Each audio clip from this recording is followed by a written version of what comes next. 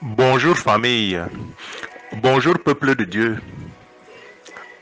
Il y a peut-être des situations qui, au-delà d'une certaine mesure, ne vous intéressent pas. Je vais vous démontrer le contraire tout de suite. Et je prends pour exemple la guerre qui se passe actuellement en Ukraine. Et j'ai intitulé cette motivation au-delà d'une simple invasion de l'Ukraine. Je vais essayer de faire une analyse prophétique au-delà d'une simple invasion dont les buts ne sont pas encore très clairs. Comme il est écrit en Ézéchiel au chapitre 38 au verset 11. Je fais cette analyse parce que je m'intéresse tout simplement à l'aspect spirituel, à nos vies spirituelles, afin que chacun de nous puisse ouvrir les yeux et travailler pour son propre avenir. Je souhaite que chacun prenne conscience de son propre avenir à travers et au travers des événements qui se passent dans le monde. Et c'est pour ça donc que je dis que l'invasion russe, personne ne sait. Beaucoup disent que seul Poutine connaît ce qui est dans sa tête et ce qu'il veut atteindre. Mais quand on lit de près les Écritures et quand on voit ces événements, on se rend compte que il y a bien un plan caché derrière cela. Parce que Ézéchiel, au chapitre 38, donc, au verset 11, nous dit, en ce jour-là, retenez bien, en ce jour-là, des pensées s'élèveront dans ton cœur et tu formeras de mauvais desseins. Tu diras, je monterai contre un pays ouvert, je fondrai sur des hommes tranquilles, en sécurité dans leur demeure, tous dans des habitations sans murailles et n'ayant ni verrou ni porte. Et de manière un peu similaire, je me dis que c'est ce qui est monté un peu dans le cœur de Poutine. Bon, je veux essayer de l'étayer au travers des Écritures. Donc, cette analyse prophétique que je fais réveillera peut-être en vous le sentiment qu'un important aspect de l'histoire biblique, je dis que cette analyse réveillera en vous le sentiment qu'un important aspect de l'histoire biblique est en train de se dérouler sous nos yeux sans que nous y prenions garde des avertissements du Seigneur, l'Éternel notre Dieu. Avertissements pas sur ce qui se passe à l'extérieur, mais sur notre propre avenir spirituel. Parce que ce qui se passe à l'extérieur doit nous amener à retourner à notre intérieur et considérer notre situation, notre relation avec Dieu. Et donc, Ézéchiel 38, je vais maintenant au verset 14 et 16. Ce passage des Écritures donne une référence très intéressante qui a attiré mon attention. Et il est écrit, on le lit. C'est Ézéchiel qui parle ici. C'est Dieu qui parle à travers le prophète Ézéchiel. Et il dit, c'est pourquoi prophétise, fils de l'homme, et dit à Gog, retenez le mot Gog, dit à Gog, ainsi parle le Seigneur, l'Éternel.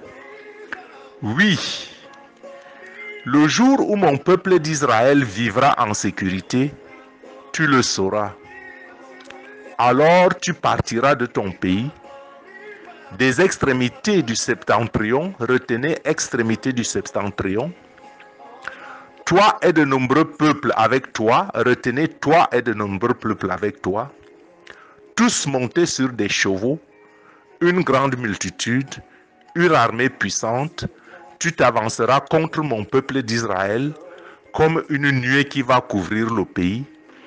Dans la suite des jours, je te ferai marcher contre mon pays. Retenez que Dieu dit ici, dans la suite des jours, je te ferai marcher contre mon pays, afin que les nations me connaissent quand je serai sanctifié par toi sous leurs yeux, ô Gog.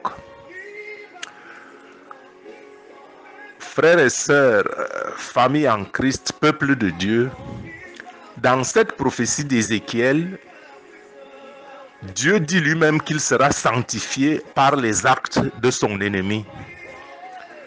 Dieu dit que lui-même incitera Gog à marcher contre son peuple, afin que les nations de la terre sachent que lui, le Seigneur, est le Dieu Tout-Puissant. Et cette incitation servira, disent l'Écriture, à la sanctification du nom de Dieu. Comme pour dire que le mal peut servir à ce que le nom de Dieu soit glorifié. Bon, analysons maintenant ce texte et regardons bien maintenant à la lumière des Saintes Écritures qui pourrait être Gog. Ce texte biblique fait référence à Israël, le peuple choisi de Dieu. Or, de par la situation géographique d'Israël aujourd'hui, la seule grande nation guerrière est dotée d'une puissance de feu et beaucoup plus au nord, aux extrémités du septentrion, comme le décrivent les Écritures. Ce peuple-là, c'est la Russie. J'aurais bien voulu que vous ayez une carte du monde devant vous et vous comprendriez que ce que je vous dis est exact et vous comprendrez même mieux aussi la suite de cet exposé que j'ai décidé d'élucider pour vous. D'après la généalogie biblique, Magog est le petit-fils de Noé. Ça, on le retrouve en Genèse 10 au verset 2. Et les descendants de Magog se sont installés bien plus au nord d'Israël. La carte géographique mondiale montre que c'est l'actuelle Russie, dont le nom biblique est Magog. Et le nom biblique de celui qui le dirige est le prince Gog, le nom du futur chef ou bien le nom d'un futur chef de Magog, qui lèvera une armée contre Israël. Vous comprendrez ici pourquoi les Écritures insistent sur la généalogie de Jésus-Christ, la généalogie du Saint d'Israël. Parce que la généalogie a une grande importance dans le langage biblique. Parce que l'ennemi de Dieu, jusqu'au jour qu'il se révélera, a aussi une généalogie. Mais cette généalogie-là est voilée. Et cette généalogie sera révélée ou est révélée à ceux qui ont l'intelligence et ceux qui ont l'esprit pour le décrypter. Cette généalogie n'est pas décrite de manière ouverte comme est décrite la généalogie de Jésus-Christ, mais la généalogie de l'ennemi de Dieu est voilée, elle doit être décryptée. Pourquoi? Parce que Dieu est un fin stratège. Dieu ne choisit personne, Dieu ne désigne personne pour devenir méchant, afin qu'on ne dise pas que c'est Dieu qui l'a fait devenir ceci ou cela. Mais c'est parce que Dieu sait tout à l'avance qu'il sait qui sera sauvé et qui sait qui ne sera pas sauvé. Je dis que c'est parce que Dieu sait tout à l'avance qu'il sait celui qui est son ennemi. Ce n'est pas que Dieu l'a choisi comme ennemi. Donc, ce n'est pas Dieu qui choisit certains d'entre nous pour devenir ses ennemis. Mais c'est parce qu'il sait tout à l'avance. Et c'est parce qu'il sait que certains parmi nous s'érigent en ennemis de Dieu que Dieu peut les nommer d'avance pour jouer le rôle de méchant ou d'ennemi qu'ils jouent. Cela veut dire en clair que ce que nous devenons, c'est un choix personnel. Ce n'est pas Dieu qui fait forcément de nous ce que nous sommes. Et voici donc ce que dit Dieu à celui en qui, ce jour-là, des pensées s'élèveront dans son cœur. Celui qui formera de mauvais desseins contre son peuple. Dieu a prophétisé sa défaite déjà à travers le prophète Ézéchiel. Et voici ce que Dieu dit. Fils de l'homme, tourne ta face vers Gog, au pays de Magog, vers le prince Roche, de Méchec et de Tubal, et prophétise contre lui. Et si Dieu prophétise contre celui-là, tu diras, ainsi parle le Seigneur, l'Éternel, voici, j'en veux à toi, Gog, prince de Roche, de Méchec et de Tubal. Je t'entraînerai et je mettrai une boucle à tes mâchoires.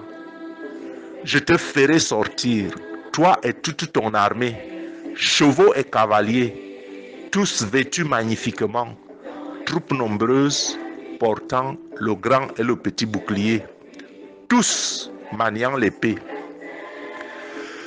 Il faut comprendre ce que je dis ici comme une prophétie certaine, car la parole de Dieu nous enseigne en Ésaïe 55, 11. Et c'est l'Éternel qui parle. Ainsi en est-il de ma parole qui sort de ma bouche. Elle ne retourne point à moi sans effet, sans avoir exécuté ma volonté et accompli mes desseins. Et ainsi, peuple de Dieu, famille, ainsi, il faut voir la guerre en Ukraine au-delà d'une simple invasion.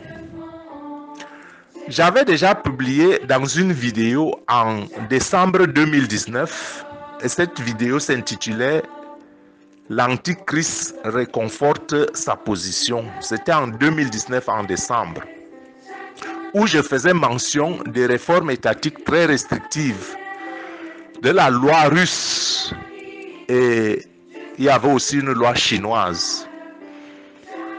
Et en vertu de la loi fédérale russe numéro 374, qui imposait des restrictions disproportionnées par la Russie à la liberté de religion et de croyance, particulièrement sur les libertés d'exercer la foi en Jésus-Christ. Les églises ont reçu donc des droits très restrictifs, les poussant à la clandestinité en Russie, à cause de cette loi que je vous ai citée tout à l'heure, la loi 374, qui était officiellement, on disait que c'est une loi antiterroriste. Et cette loi classifiait des activités missionnaires ordinaires, comme par exemple des rencontres de prière en privé et des études de Bible en privé. On les considérait comme illicites, de telles rencontres comme illicites, comme des rencontres terroristes. Ça, c'est officiel, c'est étatique, c'est une loi qui est sortie. Vous pouvez taper sur Google, vous le verrez. Tapez peut-être sur Google loi russe numéro 374, vous verrez. Cela a été traduit en français. Peuple de Dieu, savez-vous que, j'ai cité aussi la Chine, savez-vous qu'en Chine, par exemple, le Vatican ne peut pas nommer un évêque sans l'aval du Parti communiste chinois? Donc, en clair, la nomination d'un évêque en Chine est faite par le Parti communiste chinois. Bon, revenons sur le plan géographique dans la guerre en Ukraine. Revenons dans notre sujet. Et si vous aviez une carte géographique, il vous serait clair que la Russie se ferait un chemin vers Israël. Dans ces guerres que vous voyez, la Russie se ferait un chemin vers Israël. Et avant l'Ukraine, la Russie avait déjà fait une avancée remarquable dans la Géorgie. Or, ces pays appartiennent à l'ancienne fédération russe. Bon, officiellement, on vous dira que, bon, il veut reconquérir les États qu'il a perdus depuis 1981. Or, quand on regarde bien dans la carte, on voit que il n'y a que la Turquie qui sépare la Russie de la Syrie. La Syrie qui est déjà devenue le fief de la Russie. La Syrie est devenue le fief russe. Après la guerre qui a secoué ce pays, la Russie a soutenu le régime syrien dans la guerre qu'il a ravagée. Donc, le jour où la Russie attaque la Turquie, les fils de Gog seront directement devant Israël et s'attaqueront directement à Israël, car leur invasion les rapproche année après année de leur but, qu'ils ne peuvent pas exprimer ouvertement. Leur but est de détruire leur ennemi juré, le peuple de Dieu, le peuple d'Israël. Parce que la lutte qu'il y a derrière ça, c'est combattre Dieu. Les combats que vous voyez sont la manière d'exprimer leur inimitié à Dieu le Créateur en se frayant un chemin pas à pas vers Israël avec le concours et l'assistance d'autres alliés du Proche-Orient. Cela vient encore. Ils auront le concours et l'assistance d'autres alliés du Proche-Orient que je ne veux pas citer de manière ouverte, ennemis d'Israël et ennemis de Dieu. Vous avez peut-être compris le monde arabe. Mais cela ne se passe pas avant qu'Israël signe un accord de paix avec les nations. Pour ne pas dire qu'Israël lui-même signera un accord de paix avec l'Antichrist qui petit à petit est en train de se mettre en place et de prendre le contrôle du monde. Cela arrivera inévitablement parce qu'ils parleront de paix et de sécurité. Même Israël voudra vivre en sécurité et en paix après ces nombreuses guerres que vous connaissez. Et ils signeront ces pactes-là avec les nations. Et en ces jours-là, et après bien des jours que seul Dieu connaît, disent les Écritures, combien de temps cela durera encore, je dis bien que seul Dieu le connaît, mais les signes montrent que les temps sont proches, et même très proches. En attendant, tout le scénario se met petit à petit et sûrement en place. Et voici ce que dit l'Éternel. Prophétiquement, il a parlé déjà à Ézéchiel au chapitre 39, versets 3 à 9. Voici ce que dit l'Éternel. Que ceux-là qui se préparent à lui faire la guerre à travers Israël, l'Éternel dit, j'abattrai ton arc de ta main gauche et je ferai tomber les flèches de ta main droite. Tu tomberas sur les montagnes d'Israël, toi et toutes les troupes et les peuples qui seront avec toi, aux oiseaux de proie et à tous ceux qui ont et tout ce qui a des ailes et aux bêtes des champs, je te donnerai pour pâture. Tu tomberas sur la face de la terre, car j'ai parlé, dit le Seigneur, l'Éternel. J'enverrai le feu dans Magog et parmi ceux qui habitent en sécurité les îles, et ils sauront que je suis l'Éternel. Je ferai connaître mon saint nom au milieu de mon peuple d'Israël, et je ne laisserai plus profaner mon saint nom. Et les nations sauront que je suis l'Éternel, le Saint d'Israël.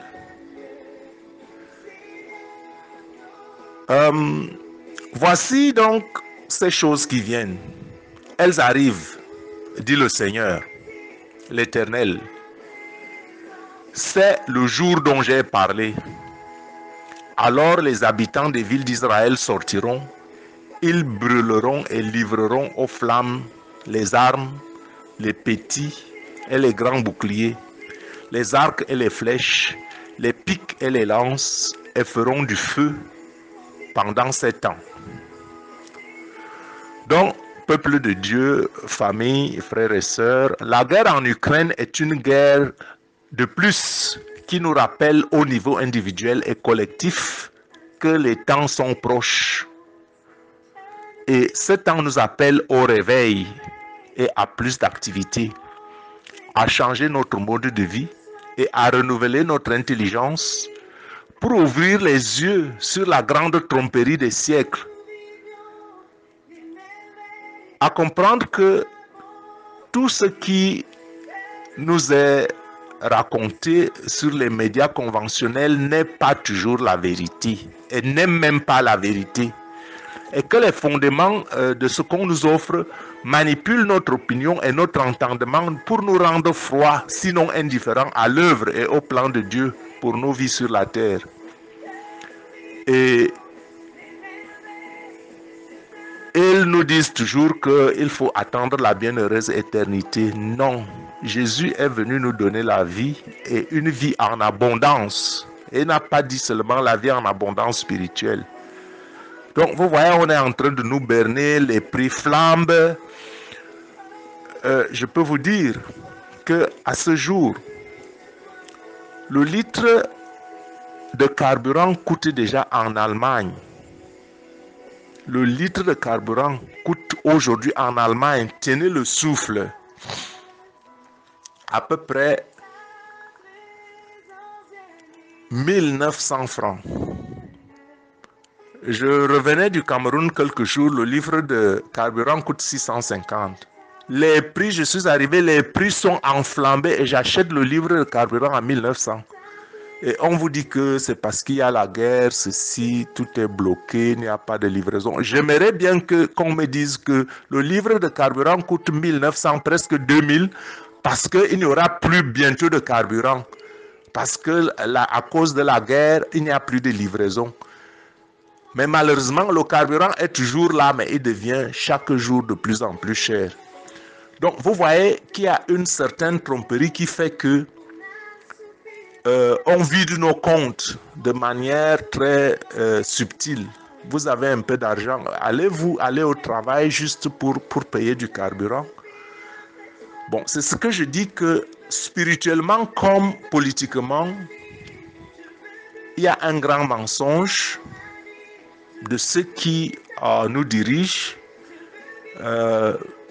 qui nous racontent qu'ils travaillent pour notre bien. Ils veulent notre bien alors qu'ils sont en train de nous dépouiller.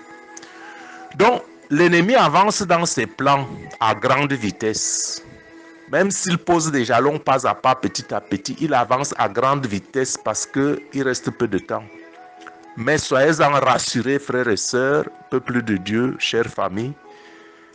Soyez-en rassurés qu'ils ne réussiront pas. Même si il est à attendre encore de plus grandes ténèbres sur la terre avant la venue du Seigneur qui s'approche aussi à grande vitesse dans le planning parfait divin. Mon invitation est que nous ne nous laissions pas intimider par des épidémies et par des guerres qui arrivent. Cela fait partie du plan de Dieu. Tenez ferme dans la foi. Les secousses et les douleurs de l'enfantement seront ressenties par tous et de manière douloureuse. Et particulièrement pour ceux qui ne restent pas accrochés, ceux qui ne resteront pas accrochés dans la vérité de l'évangile de Jésus-Christ, de qui seul vient la vérité et la lumière qui sauvent. Je m'arrête ici pour ne pas être trop long. Soyez bénis.